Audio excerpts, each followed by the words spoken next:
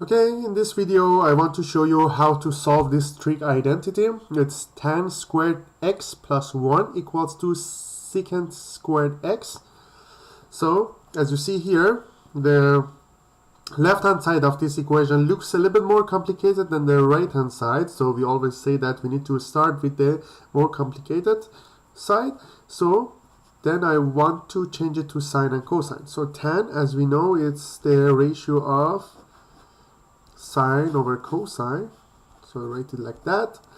So then I can write is going to be equal to sine squared x over cosine squared x plus 1. This one, I'm going to make it the same as this denominator here. So instead of 1, I write cosine squared x divided by cosine squared x.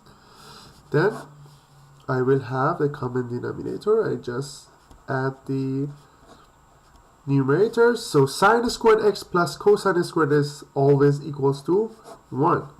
So 1 over cosine squared x. And we know the inverse of cosine is equal to secant squared x. So that's how it's proven, because secant x equals to the inverse of cosine, or cosine is equal to inverse of secant x. So that's how it's proven.